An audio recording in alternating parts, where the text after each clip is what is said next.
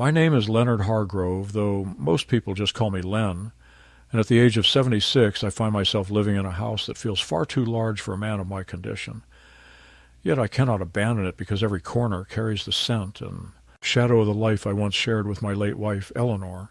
The house is a one-story wooden structure built in the 50s, painted cream with green shutters that have faded with time, and it sits at the edge of a quiet suburban street where the sound of children used to be part of the daily music, but now the kids have grown, the neighbors have changed, and silence rules most of my days. I am not blind, not yet, though the world without my glasses is a blur, a shifting mass of shapes and colors that melt into one another until I cannot tell my own reflection from a shadow on the wall. Those glasses, thin gold-rimmed with lenses so carefully chosen by Eleanor on the week of our 40th wedding anniversary, are more than a tool for seeing. They are the last gift she gave me before her heart betrayed her one winter night as she stirred soup in the kitchen, the same kitchen where now I eat alone with a trembling hand, wondering why the rooms seem colder with every passing year. My days are ritual, not because I planned them so, but because routine is the only thing that stops me from collapsing into the loneliness that echoes whenever the clock strikes another hour. I wake early, though there is no reason to, the alarm clock unnecessary because my body insists on opening its eyes at 6 every morning. I shuffle to the kitchen, lean against the counter until my knees stop trembling, and brew coffee in the old percolator Eleanor bought at a yard sale in 1972. I measure the grounds as she taught me, 3 spoons, never heaped, and just enough water to keep the flavor strong but not bitter. Then I sit by the window with the same newspaper I have read for decades, though my eyes struggle over the print and the words blur until I have to hold the page close and tilt my head so that light falls across the lines. Without my glasses, the world is a fog, yet I have always known where to find them because they never leave the small wooden tray beside my bed. A tray Eleanor carved with her own hands during a crafts fair long ago, her initials carved into the bottom. I polish the lenses with a cloth every evening before sleep, as though keeping them clear can keep the memories clear too, as though by guarding those glasses I am guarding the last part of her. I once had a family that filled the rooms with voices, but time and choices, theirs more than mine, changed all that. My daughter Margaret is a woman of 48 now, ambitious, sharply dressed, her life run on schedules and profits. She works in some corporate office downtown, but I never understood exactly what she does, because whenever I asked, she would dismiss my questions with a smile that felt like a warning, as if the details were too complex for an old man like me.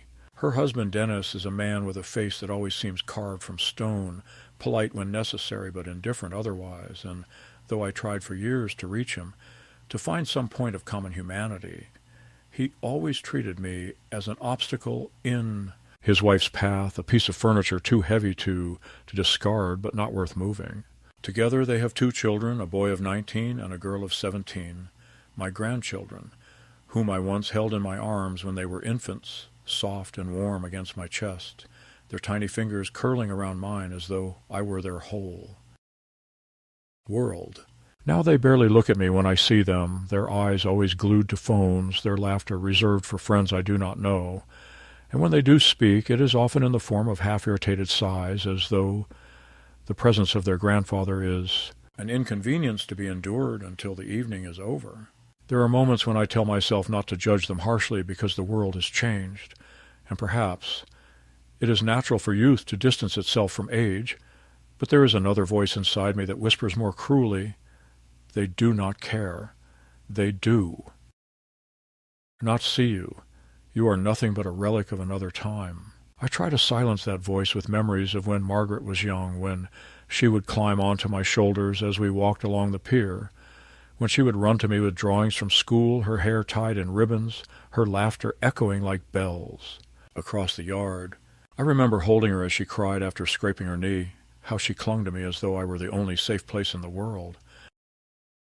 To reconcile that child with the woman she has become is a task too painful for the mind, so I avoid it. I let the past live in one room and the present in another, and I try never to open the door between them. The truth is, after Eleanor passed, Margaret grew distant in ways that shocked me, as though her mother's death severed not just one bond but two, as though with Eleanor gone, she saw no further need to maintain tenderness with me.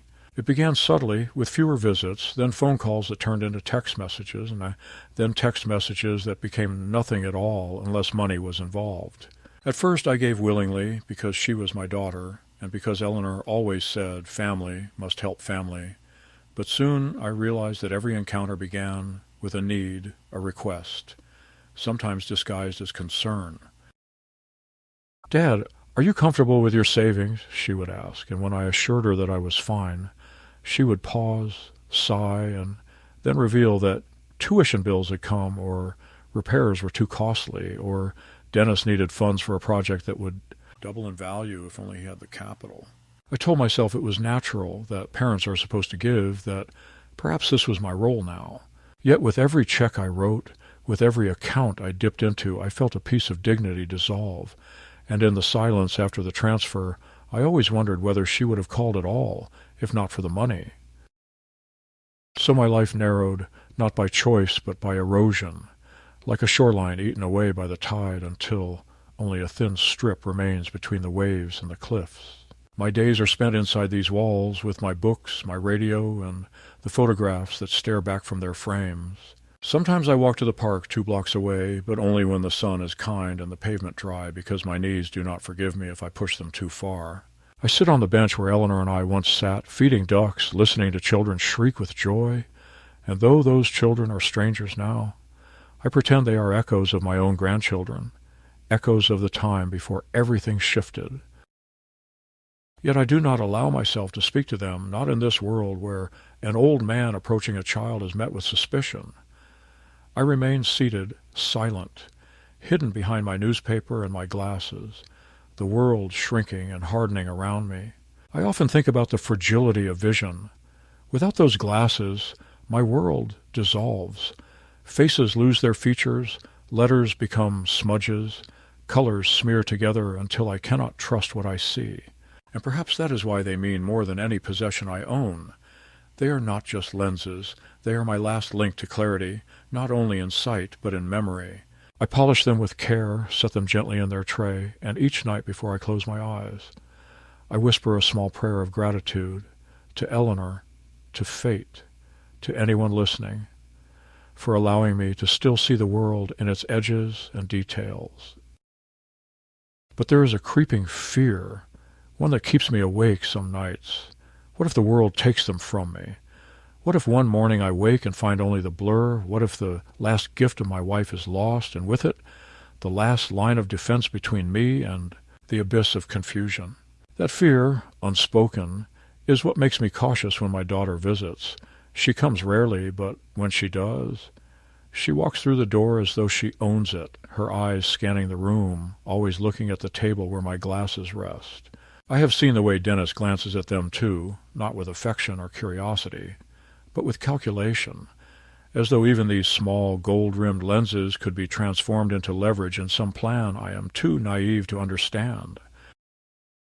And though I tell myself that paranoia is the disease of the elderly, I cannot silence the suspicion that grows each time I catch those looks.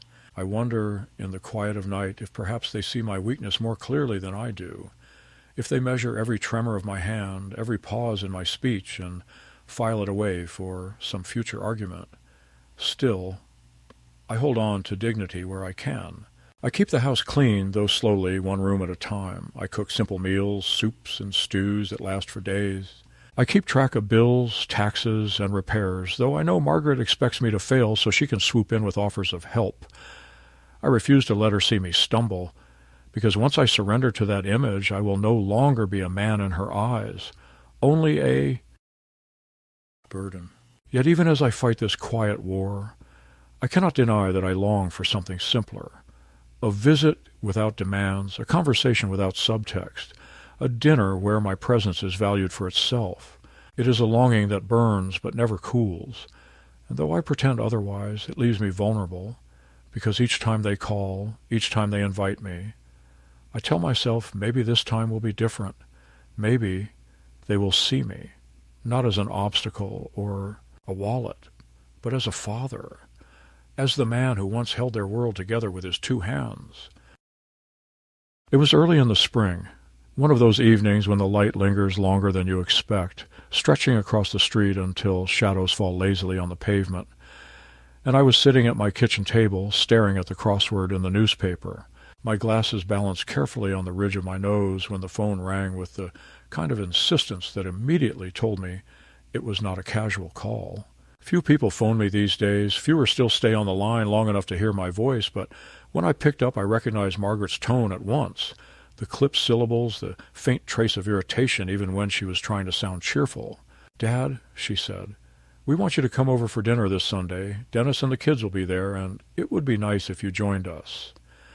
I cannot recall the last time she extended such an invitation without a pretext, without some request for help hidden behind the words, and for a brief moment I felt the old warmth stir, the memory of family dinners when Eleanor would lay out roast chicken and mashed potatoes, and the children would chatter about their school days while I carved the meat and poured glasses of milk.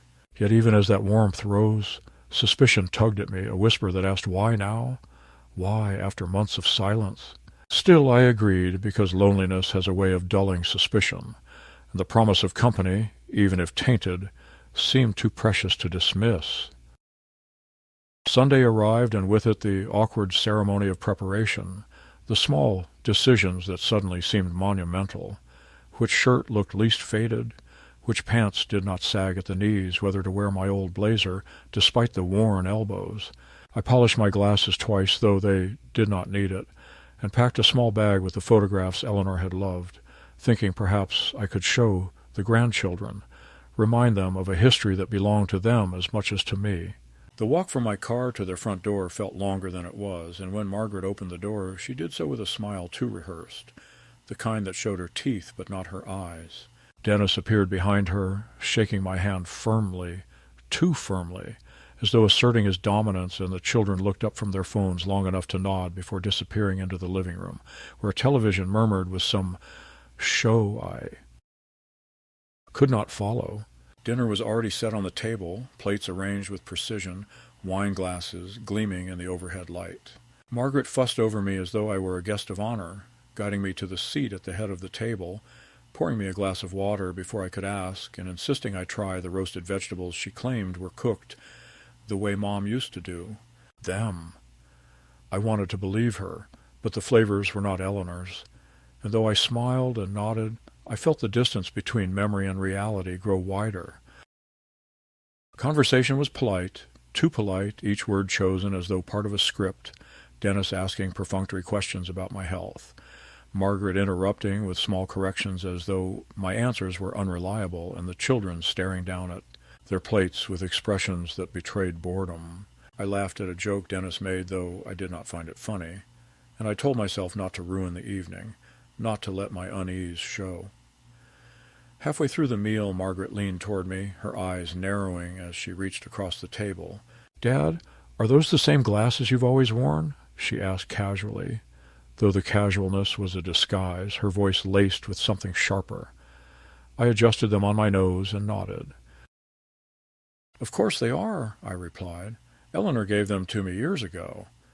She smiled faintly, exchanging a glance with Dennis, who shrugged as though this confirmed something between them. "You know," she said, "you've been misplacing things a lot lately.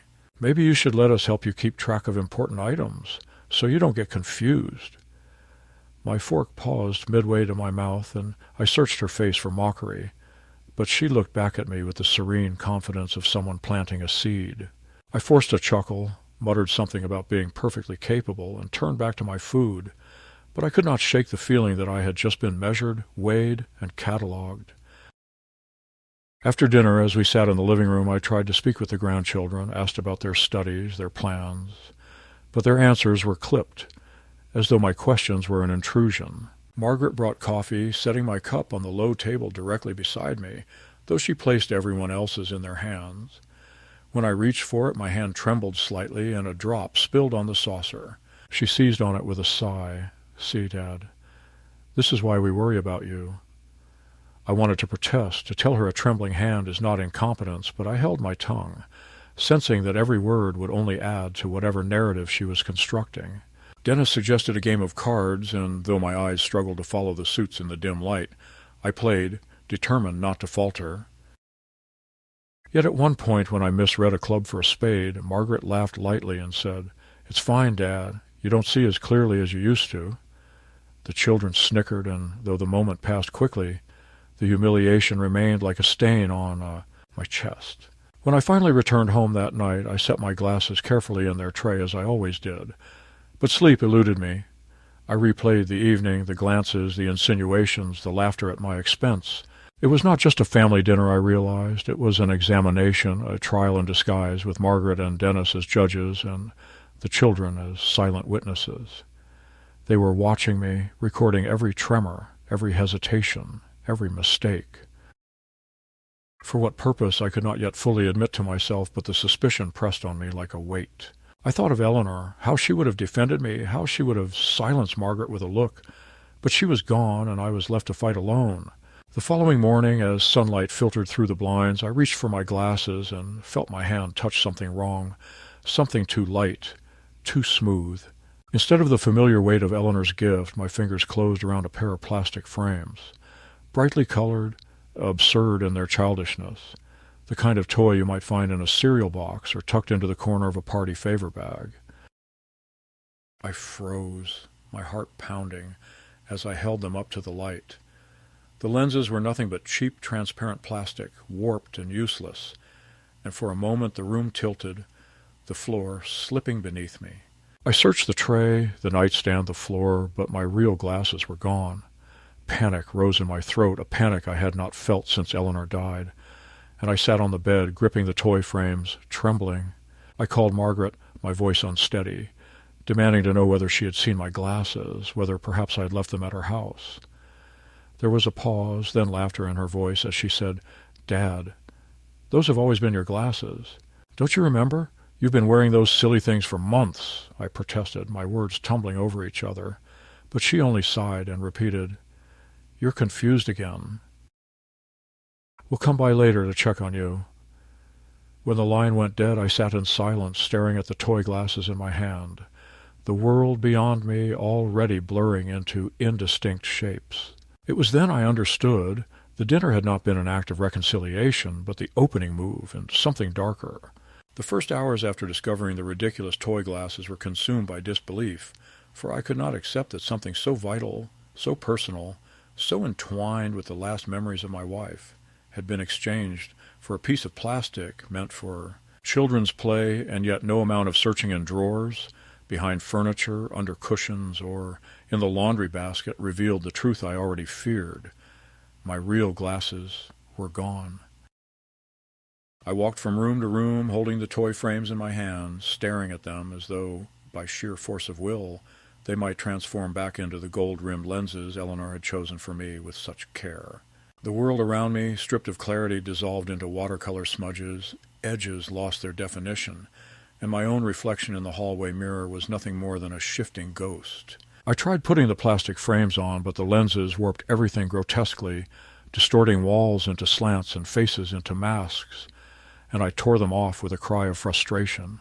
My heart pounded not only from panic at my blindness, but from the deeper terror that this was not an accident, that someone close, had deliberately taken what was most essential to me.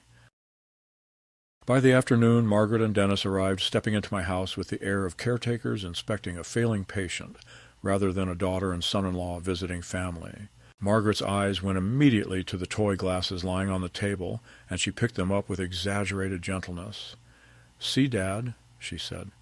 "These are the glasses you've been using, don't you remember? You wore them at dinner just last night." I shook my head vehemently, anger trembling in my voice as I insisted she was wrong, that I had never in my life owned such ridiculous things.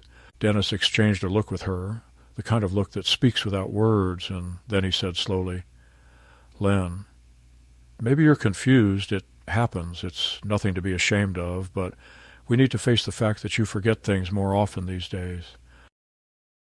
The calmness of his tone only deepened the wound, for it was the calmness of someone building a case, a prosecutor laying out evidence, and I felt the ground tilt beneath me as though my own daughter were testifying against me in a court where I had no defense. I tried to retrieve the photographs I had brought to their house the night before, hoping that, by showing them, by anchoring myself in tangible memories, I could break the illusion they were weaving.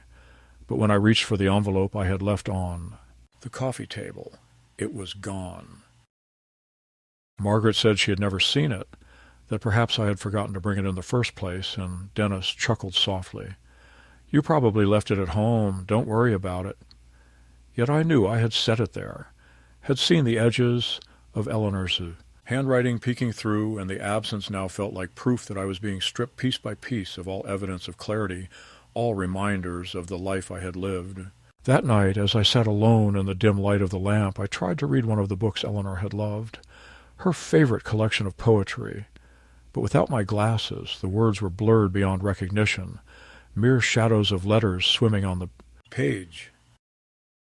I squinted until my head throbbed, my eyes watering with the strain, and finally I gave up, laying the book down with a weight heavier than its cover. Reading had been my refuge, the last pleasure I could access without leaving the house, and now even that was denied me. I felt the humiliation of dependence pressed down, for I could not even read a line of print without those lenses. The next day Margaret returned alone, bringing the grandchildren with her under the guise of a cheerful visit. They burst into the living room with exaggerated energy, their voices too loud, their laughter brittle, and one of them immediately spotted the toy glasses on the mantel where I had left them. "Grandpa, are those yours?" the boy asked, lifting them with a grin. "They look like something from a clown costume." The girl giggled and put them on, posing dramatically. "How do I look, Grandpa? Just like you?" Margaret laughed softly. "Come now, don't tease him. Those are his glasses. He's just embarrassed about it." My protest rose hot in my throat. But when I tried to insist those were not mine, Margaret laid a hand on my arm, the weight of it patronizing. "Dad, please, don't make a scene in front of the children. We all know how hard it is for you to accept changes." I sat in silence after that, unable to defend myself against the tide of mockery, and the children continued to laugh, pretending to squint and stumble, bumping into furniture as though mimicking blindness. Margaret did nothing to stop them. Instead, she leaned back on the sofa, sipping her coffee, her expression calm, satisfied even, as though this was part of the performance she intended them to remember, proof of their grandfather's decline. The humiliation burned deeper than I thought possible, because it was not just the theft of my glasses, but the theft of my dignity, the rewriting of my identity from a man who once worked, provided, read, and thought clearly, into a caricature of weakness. In the following days the pattern became clearer. Margaret called often, not to ask about my well-being, but to remind me to take my medication, to ask whether I had eaten, to suggest she might bring groceries. Her words dripped with false concern, and though to an outsider they might sound like the dutiful care of a daughter, to me they were chains, each syllable reinforcing the narrative that I was incapable of managing my own life. Dennis visited once with papers in hand, contracts he claimed were insurance updates that required my signature. My suspicion burned as I squinted at the blurred lines, unable to read them, and when I asked what exactly they contained, he smiled too broadly and said, "Just standard forms, Len. Nothing complicated. You can trust me." I refused to sign, citing the need for my lawyer to look over them, and for a moment his face hardened, the mask slipping to reveal irritation, even anger, before he quickly recovered with another tight smile. By the end of the week I had begun to dread each knock at the door, each phone call, for I knew they were not visits of love but inspections, attempts to catch me faltering, to document every moment of hesitation. I overheard Margaret whispering on the phone one evening as she thought I was asleep in the armchair. She stood in the kitchen, her voice low, but not low enough. "Yes, I think it's working," she said.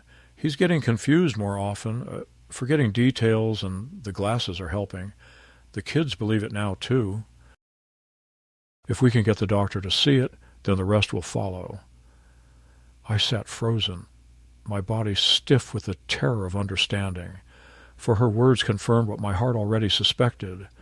This was a plan, deliberate and careful, not an accident, not the natural course of aging, but a scheme to paint me as incompetent, That night, alone in the silence of the house, I wept not only for myself but for Eleanor, for the shame she would have felt to see her daughter twist blood into betrayal, to see our love and our sacrifices reduced to strategy and manipulation.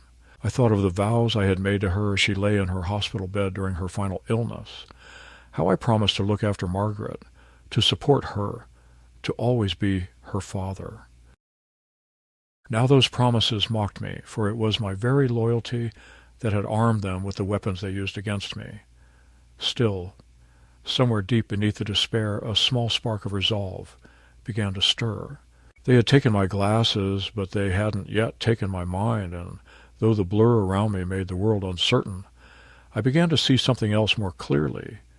They were not simply neglectful or selfish. They were preparing to erase me, to declare me unfit, to seize the remnants of what Eleanor and I had built. And if I did not fight, if I allowed their laughter and their whispers to define me, then they would succeed, and the last of my dignity would vanish like ink washed from the page. The breaking point came a week later, though in truth the ground had been eroding for days, each humiliation and insinuation carving away at what little confidence remained, until I was standing on the edge of collapse, and it took only the smallest push to send me into the abyss.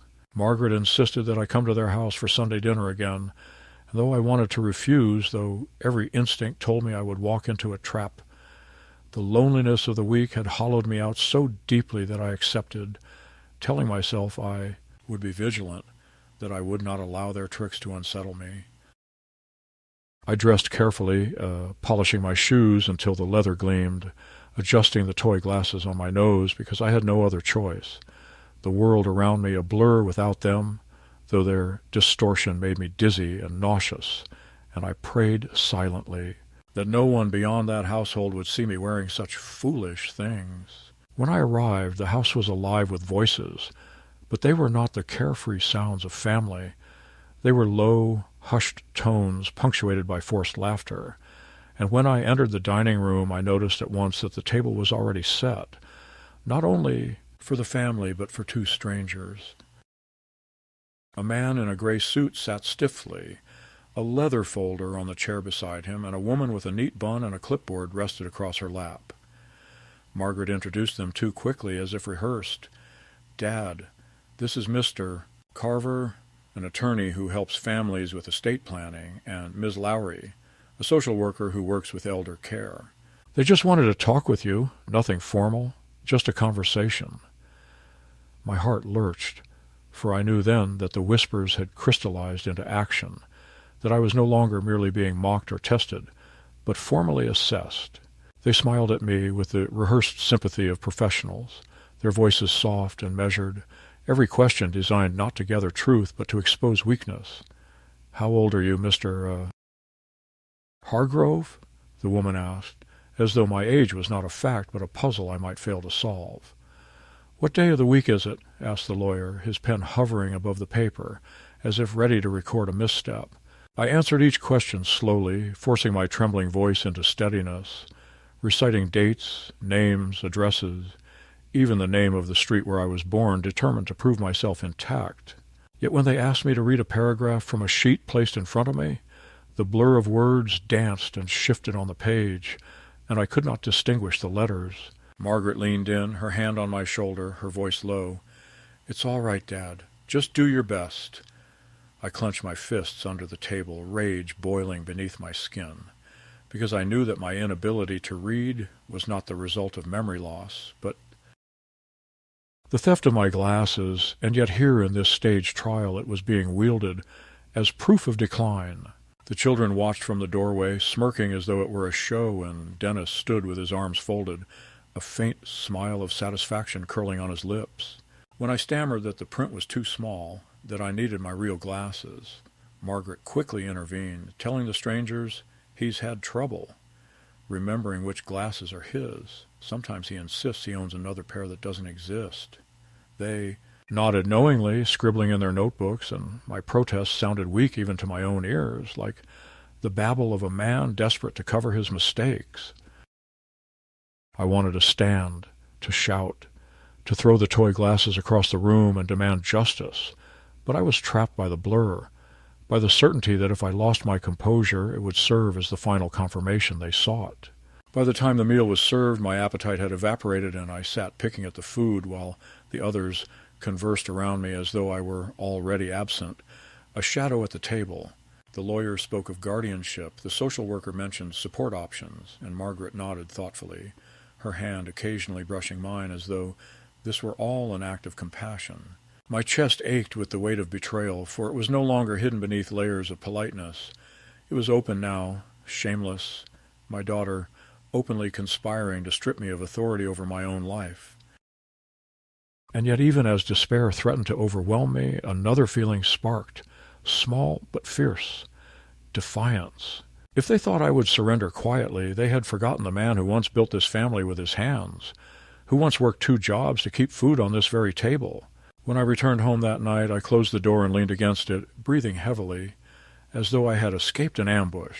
My house, though lonely, suddenly felt like the last fortress, the only place where I still held dominion, and I vowed I would not let them breach it.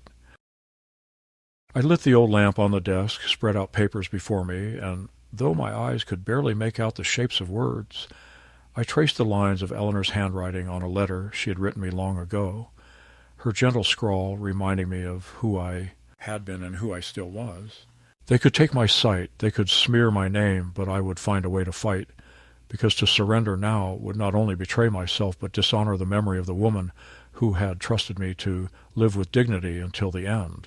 It was at that moment in the solitude of my dimly lit room that I understood the truth more clearly than ever. This was not simply a family dispute, not merely the thoughtless cruelty of children grown selfish. It was a battle for my very identity, a battle I could not afford to lose. The days after that humiliating Sunday dinner seemed to stretch endlessly, each one heavy with the awareness that I was being watched, measured, and slowly pushed toward a fate I had not chosen. And though the silence of my house usually comforted me, now it felt like a prison, for at any moment I expected the knock at the door that would signal the next assault on my independence. I moved carefully through the rooms, running my hands along the furniture, memorizing each step so that I could navigate the blur that surrounded me, and yet, despite all my efforts, I stumbled often, bumping into chairs or dropping utensils, and every mishap filled me with dread because I imagined Margaret and Dennis filing it away as evidence of incompetence. At night I lay awake, staring into the darkness, the toy glasses lying on the tray like a grotesque symbol of my captivity, and I wondered how long before they returned with more strangers, more papers, more traps. It was during one of those sleepless nights that I resolved to listen more carefully, to watch even through the blur, for I suspected that they would make a mistake, that their arrogance would lead them to speak too freely, and I would be ready. My chance came sooner than I expected. Margaret began visiting more frequently, sometimes with Dennis, sometimes alone, and on one such afternoon I pretended to nap in my chair while they stood in the kitchen whispering. Through the thin walls I caught fragments, but the fragments were enough. Doctor's report, memory test, guardianship papers, and most chilling of all, once the house is in our name. My chest tightened as I realized the depth of their plot, for this was not merely about humiliating me in front of professionals. They intended to strip from me the home Eleanor and I had built, the walls that still echoed with her voice, the very last sanctuary I possessed. I stayed still, breathing evenly until they left, and only then did I allow the tears to fall, silent and hot, because the betrayal was now undeniable. My own daughter, the child I had held in my arms when she was feverish, the girl I had worked double shifts to send to college, was orchestrating my erasure for the sake of property and convenience. Dennis I could understand, for he had never looked at me with anything but contempt, but Margaret, my Margaret, had crossed a line I had not believed she could cross. The weight of that realization crushed me, but beneath it, something hardened, a new layer of resolve that I had not felt in years. 2 nights later, the house became eerily quiet, the kind of silence that carries unease, and I wandered from room to room, searching for some sign of comfort. I opened the cabinet where Eleanor had kept her sewing supplies, a place I had not touched in years, and there among the spools of thread and faded cloth I noticed a box I did not remember. My hand shook as I pulled it out, and when I lifted the lid, my breath caught, for there, buried beneath scraps of fabric, were my real glasses. The gold rims gleamed faintly in the lamplight, the lenses clear, not warped plastic, but the true windows to the world I had feared lost. I held them as though they were holy, pressing them to my chest, and for a long moment I could not breathe for the relief that surged through me. Yet the relief was soon poisoned by the certainty that they had been hidden deliberately, placed in that box by hands that knew I would not think to look there. I slid the glasses onto my nose, and the world snapped back into focus, sharp edges, clear lines, every shadow and grain of wood suddenly alive again. My tears blurred the vision, but they were tears of both joy and fury, for I knew now that I had been right, that I was not losing my mind, that the confusion and humiliation had been engineered. I stood before the mirror and saw not the ghostly blur I had grown accustomed to, but my own face, weary but intact, and in that reflection I saw the spark of defiance that Eleanor had always admired in me.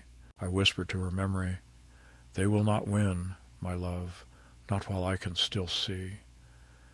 The next day Margaret arrived again, this time with a folder in her hand and an overly bright smile. She spoke of a family meeting, explaining that Dennis had arranged for another consultation with the lawyer and the social worker, and that it would be best if I signed some preliminary papers to make things easier for everyone. I asked calmly what the papers were, though my heart raced with suspicion, and she launched into a rehearsed speech about medical care, estate management, and peace of mind.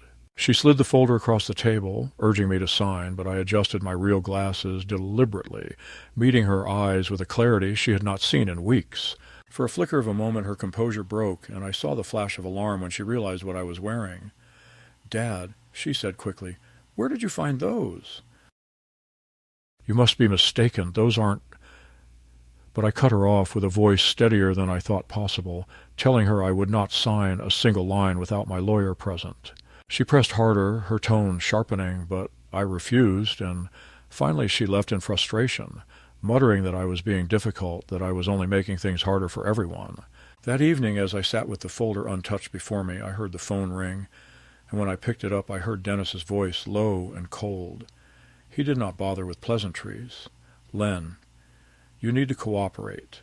You can't manage things anymore, and if you keep resisting you'll only embarrass yourself. Sign the papers." "It's the best option." I listened in silence, then hung up without a word, my hand trembling not from fear, but from the weight of the decision that had formed inside me. I would not wait for them to strip me piece by piece. I would take action first. The escalation came to its full measure at the so-called family meeting the following weekend, when Margaret and Dennis summoned me again to their house. I went, but not as the victim they expected. I wore my real glasses, though I kept the toy pair hidden in my pocket, and I carried Eleanor's old letter folded neatly in my jacket, a reminder of who I was. When I entered the dining room, the same lawyer and social worker were waiting, their expressions professional but expectant. Papers lay spread on the table, pens poised, and Margaret greeted me with false cheer, urging me to sit. Dennis began speaking at once, outlining the supposed benefits of guardianship, emphasizing safety, stability, and security, but I listened without interrupting, letting his words flow like meaningless noise. When the social worker asked me to confirm that I understood the purpose of the meeting, I nodded and reached into my pocket. With deliberate slowness, I pulled out the toy glasses and set them on the table. "These," I said clearly, "are what my daughter and her husband insisted were mine." They replaced my real glasses with these, told me I was confused, and used that lie to claim I was incompetent. But I am not confused. I am not blind. I see everything clearly now. The room fell into a stunned silence, Margaret's face blanching as the lawyer's eyes narrowed.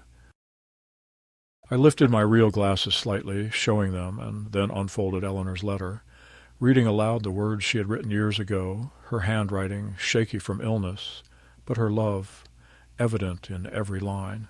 I read of her trust in me, of her belief in my judgment, of her plea that I live with dignity and never allow anyone to strip me of it. My voice wavered but did not break, and when I finished I looked directly at the strangers in the room and said, "Does that sound like the mind of a man who does not know his own life?" The lawyer shifted uncomfortably. The social worker glanced. Between Margaret and Dennis, with a new wariness, and for the first time the balance of power tilted. Margaret stammered, trying to protest, but her words tangled, and Dennis's jaw tightened in silent rage. I had pierced the illusion they had constructed, and, though I knew they would not surrender easily, I had struck the first blow that revealed their deceit. That night, back in my own home, I sat with the lamp burning low, my glasses resting firmly on my nose, and I allowed myself a rare smile. The war was not over, but the tide had turned, and I was no longer the helpless old man stumbling in the blur. I was Leonard Hargrove, husband, father, and man of sound mind, and though my enemies were the faces of my own blood, I would not yield to them.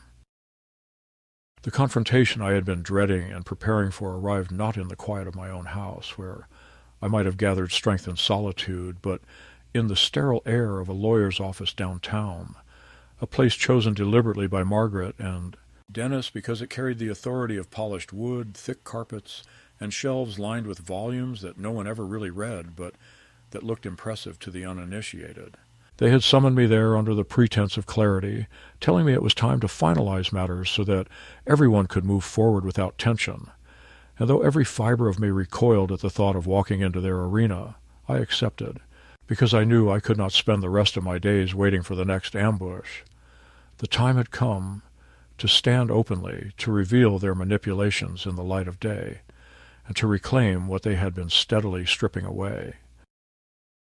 I dressed with deliberate care that morning, polishing my shoes until I could see my reflection in them, fastening the buttons of my blazer, though my fingers trembled, and above all, sliding my real glasses onto my nose, the lenses clear, the world sharp, the last gift of my wife gleaming like a shield.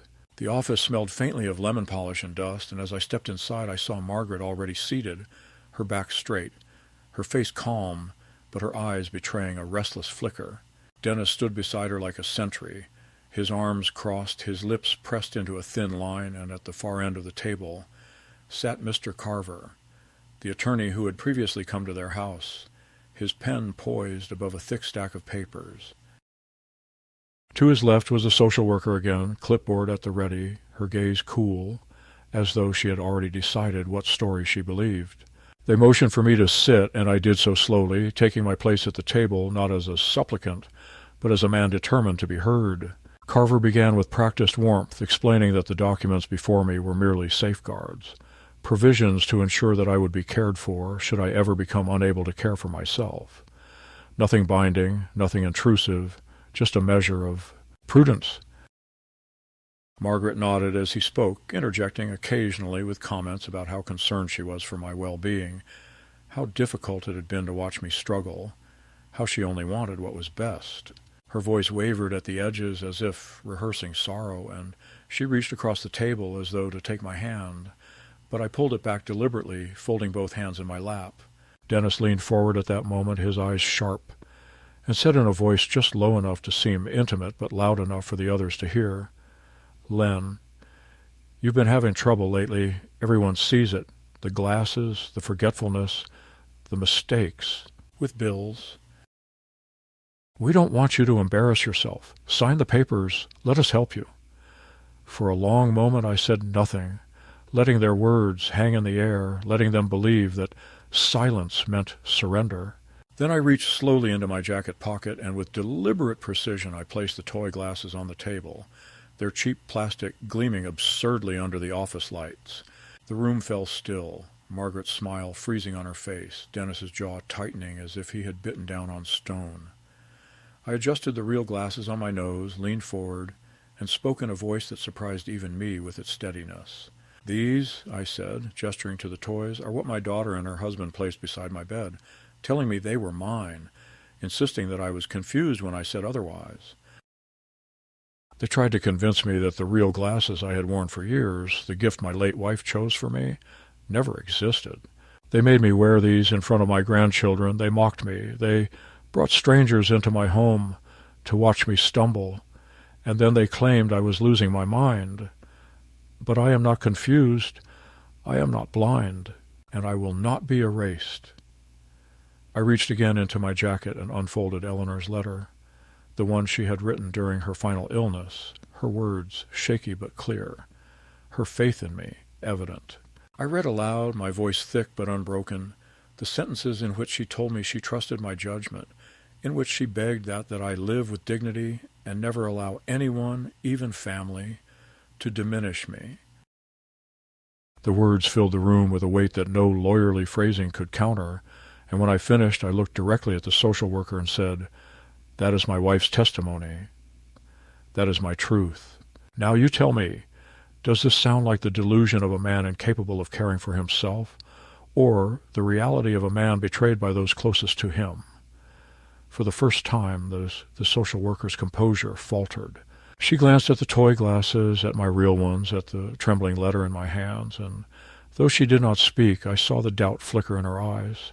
Carver cleared his throat, shuffled his papers, muttered something about misunderstandings, but the authority in his voice had thinned, and Margaret rushed to fill the silence with frantic explanations. "Dad has been confused," she insisted. "He's mixing things up. He's paranoid. He found those toys somewhere and convinced himself of a story that never happened." But the urgency in her tone betrayed her, and Dennis's glare only hardened the impression of guilt. I rose slowly from my chair, pressing my hands on the table, and said, "If you want to take my house, my name, my dignity, you will have to do it in open court before strangers who can judge us all. No more whispers, no more staged dinners, no more lies. I will not sign a thing. I will not give you what you seek. And if you persist, I will tell the world what you have done." My voice shook, but not with weakness, rather with the fury of a man who has been cornered too long and has finally chosen to fight. The silence that followed was heavy, broken only by Margaret's shallow breathing and Dennis's clenched jaw. Carver finally closed his folder, muttering that perhaps it would be best to revisit the matter at a later time, and the social worker, after a pause, said she would need to conduct her own independent review before making any recommendation. It was not a victory in the formal sense, no signatures, no proclamations, but it was a shift, a crack in the wall they had built, and I saw it in their eyes. They had not expected resistance, and now they would have to rethink their entire strategy. When I left that office, stepping into the bright sunlight of the street, I felt the weight lift from my shoulders for the first time in months. The war was not over, but the battle had been fought, and I had stood, not as a relic, not as a confused old man fumbling with plastic toys, but as a husband who remembered, as a father who still saw, as a man who would not be erased. And in that sunlight, behind the clarity of Eleanor's gift, I felt her with me, steadying me, whispering that I had done what was right. In the days after that confrontation at the lawyer's office, I moved through my house with a strange mixture of exhaustion and exhilaration, for though the battle had left me drained, it had also given me back something I thought I had lost forever. The certainty that my voice still carried weight, that my dignity could not be stolen by deceit, and that the truth, when spoken plainly, had a force greater than all the papers and signatures they had tried to place in front of me. Margaret called twice more that week, her voice tight and brittle, urging me to reconsider for the sake of peace. But I heard in her words the collapse of her confidence, the faltering of a plan that had seemed so certain to her only days before. And I told her calmly that I needed no more meetings, no more documents, that if she wished to see me, it would be only as a daughter visiting her father, not as an adversary, trying to strip him of his life. She did not reply, and after a long silence she hung up. And though the sound of that click carried grief, it also carried release, for I knew then that I was no longer bound to the endless cycle of manipulation. I spent hours cleaning the house, not because it was especially dirty, but because I wanted to reclaim it, to touch every surface and remember that it was mine. The walls built by my labor, the floors walked by Eleanor's careful steps, the rooms once, filled with laughter that had been genuine, not calculated. As I dusted the bookshelf, I placed my real glasses carefully on my nose and opened one of the volumes I had abandoned weeks earlier, and the words leapt up at me sharp and clear, the lines of poetry ringing with renewed power.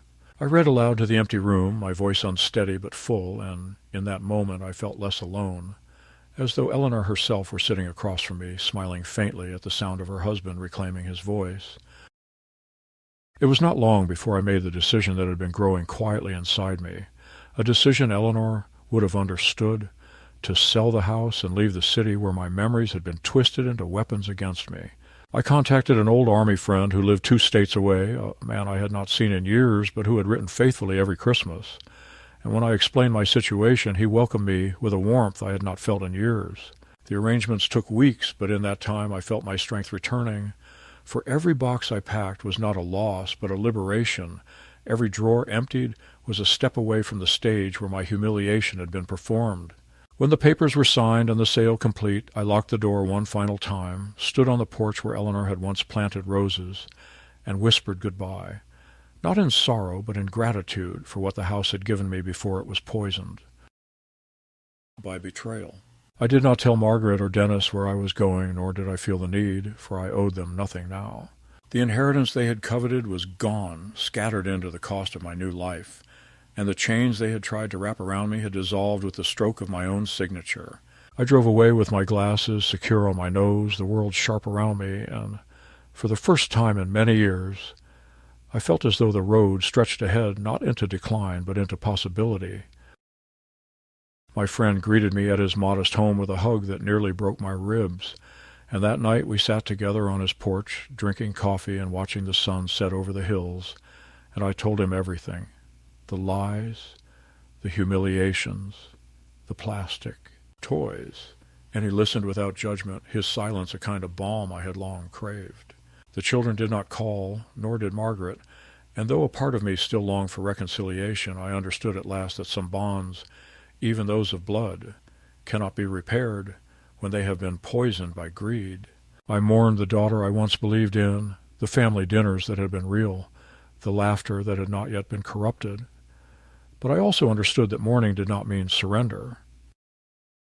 In the faces of my friends' grandchildren who visited often and who treated me with the innocent respect that comes from seeing an elder as a storyteller rather than a burden, I found something like renewal, a chance to pass down what I had learned, without fear of mockery. Sometimes at night I take off my glasses, polish them carefully with the cloth Eleanor had sewn for me, and hold them up to the light. They are more than glass and metal. They are the proof that I was never blind, that the fog was not in my mind, but in the lies that others tried to drape over me. And when I slide them back onto my face, I feel a clarity that goes deeper than vision. I whisper to the silence, I see now, Eleanor, and I will never again let them cloud my sight. And in that moment, whether she hears me or not, I feel her presence, steady and proud, walking with me into the life that still stretches ahead.